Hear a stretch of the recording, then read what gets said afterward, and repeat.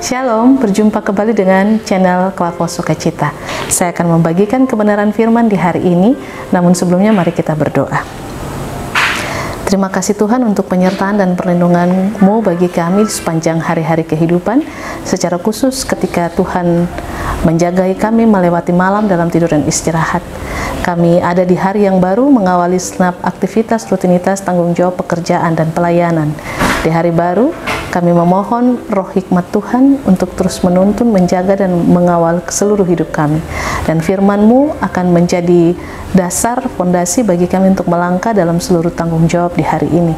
Karena itu, biarlah Tuhan senantiasa melengkapi kami dan menuntun kami dengan firman-Mu, memberikan kami pengertian, penyingkapan akan firman-Mu sehingga kami memahaminya dan daripadanya kami diperlengkapi untuk menjalani hidup di hari ini. Terpuji nama Kristus, kini dan selamanya. Amin. Bagian firman Tuhan terbaca di dalam Injil Yohanes pasal 21 ayatnya yang ke-20. Firman Tuhan, murid yang dikasihi Yesus.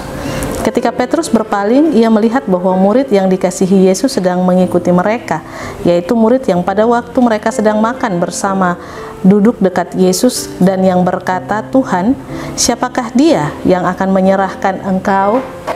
Demikian firman Tuhan. Dikatakan berbahagia adalah setiap kita yang telah membaca, mendengar, merenungkan, dan melakukan firman di dalam kehidupan setiap hari. Pemirsa channel Klavos Sukacita, rancangan Tuhan dalam kehidupan manusia itu tidak ada satupun yang bisa mengetahui. Tetapi yang dapat kita tahu bahwa rancangannya itu adalah damai sejahtera. Sekalipun mungkin prosesnya terlihat seperti menyakitkan atau penuh dengan tantangan atau penuh dengan berbagai ancaman dan persoalan, tetapi satu hal yang pasti bahwa dari proses yang dilewati dan dilalui itu pasti kita akan berjumpa dengan hal luar biasa yang semuanya itu Tuhan sediakan untuk kita. Murid-murid mempertanyakan kepada Yesus, secara khusus Petrus setelah Yesus memberikan tugas kepadanya untuk menggembalakan domba-dombanya.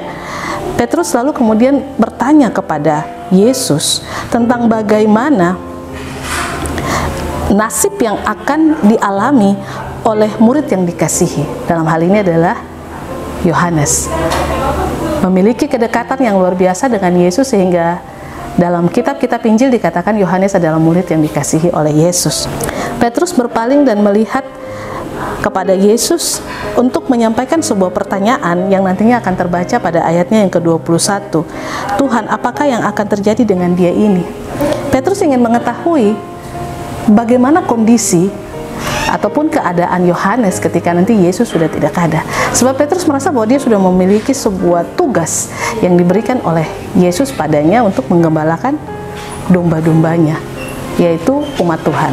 Nah, bagaimana dengan Yohanes? Apa yang akan terjadi padanya? Petrus melihat bahwa belum ada sebuah tugas yang diberikan Allah kepada Yohanes.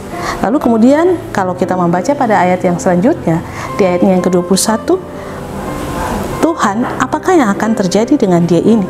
Dan di ayat 22 Yesus akan menjawab, jikalau aku menghendaki supaya ia tinggal hidup sampai aku datang, itu bukan urusanmu, tetapi engkau ikutlah aku. Itu yang menjadi jawaban Yesus terhadap pertanyaan Petrus padanya. Sebab Petrus sudah mendapatkan tugas untuk menggembalakan domba-dombanya. Lalu kemudian dari akhir dari bacaan itu, Petrus dikatakan oleh Yesus, ikutlah aku, pada ayatnya yang ke-19 dari pasal pembacaan ini. Nah, kemudian ia menanyakan lagi tentang Yohanes. Lalu bagaimana dengan nasib Yohanes?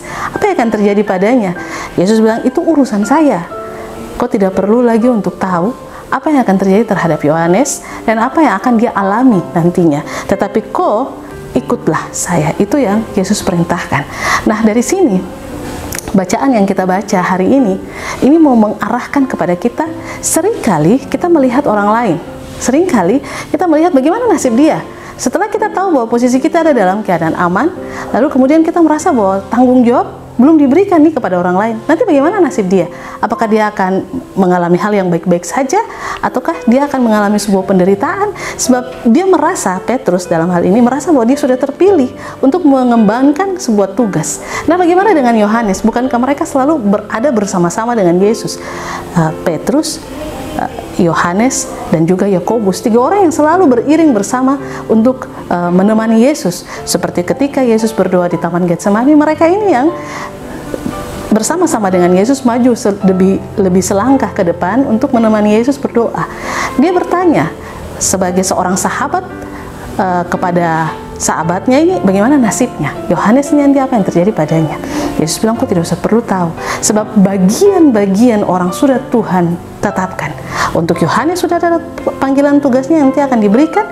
Untuk Petrus yang tadi sudah diberikan oleh Yesus, yaitu menggembalakan domba-domba dalam pasal yang sama, tetapi di ayat yang sebelumnya, tentang bagaimana Yesus menanyakan apakah Petrus mengasihi dia atau tidak, dan kemudian Petrus menjawab mengasihi, karena itu diberikan sebuah tugas. Oleh karena itu Yesus mau menyampaikan kepada Petrus, kau laksanakan tugasmu. Setiap orang ada punya tanggung jawabnya masing-masing.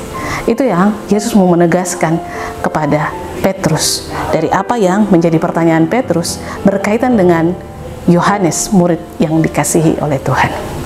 Pemirsa channel Klavos Sukacita, tadi seperti Petrus sudah diberikan tugas, kita pun ada punya tugas. Masing-masing kita, entahkah itu tugas pekerjaan di kantor, tugas pekerjaan di pelayanan, tugas pekerjaan di organisasi, dalam tanggung jawab sebagai seorang pelayan, apapun kita punya tugas. Rumah tangga, sebagai ibu rumah tangga ataupun bapak rumah tangga, kita punya tugas. Sebagai orang tua, kita punya tugas. Kita punya tanggung jawab yang harus kita jalani. Sebagai seorang muda, kita punya tanggung jawab yang harus kita jalani. Untuk apa yang menjadi tanggung jawab kita, dikerjakan sesuai dengan apa yang telah dan harus kita laksanakan. Jangan lagi mau bertanya, saya punya tugas lebih berat daripada kau, saya punya tanggung jawab lebih berat daripada kau, atau saya sudah mendapatkan tugas, terus bagaimana dengan kau? Apakah kau juga sama? Apakah kau diperhatikan seperti saya?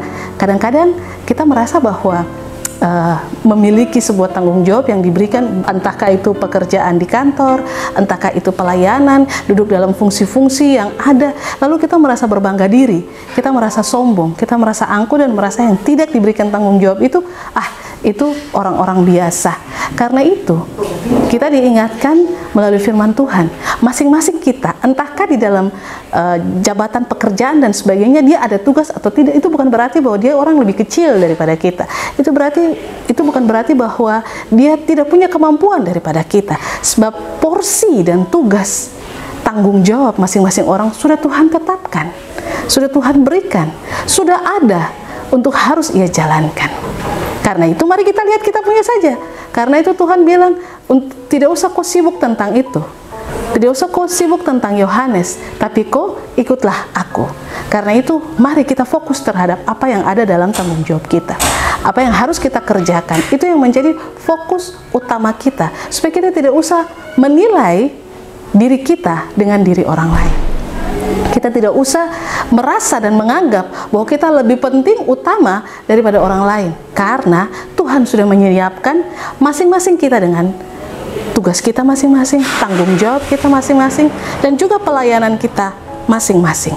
Oleh sebab itu, di hari ini, dalam menjalankan setiap tanggung jawab kita, apapun itu, di luar rumahkah, di dalam rumahkah, di sekolahkah, di kantorkah, ataupun dalam pelayanan, jalankan, fokus terhadap tanggung jawab kita.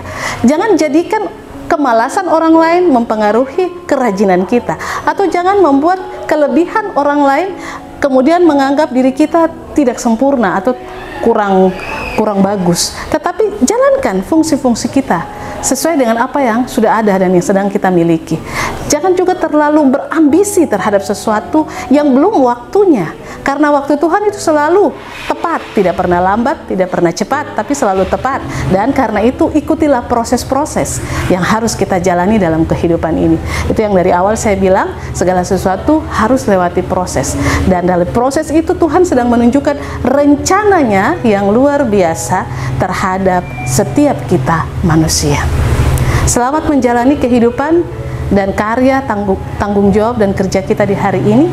Percaya bahwa ketika kita terus fokus dalam apa yang telah Tuhan berikan kepada kita dengan setiap tugas dan kerja kita, maka tentu kita akan melihat berkat penjagaan dan perlindungan Tuhan di dalam kehidupan kita setiap hari. Tuhan memberkati kita dengan firman-Nya. Amin. Mari kita berdoa.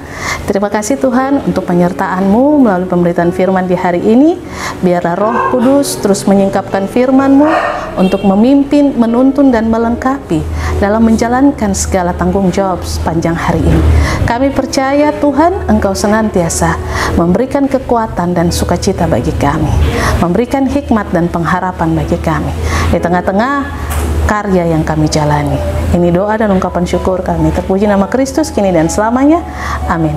Shalom. Tuhan memberkati kita.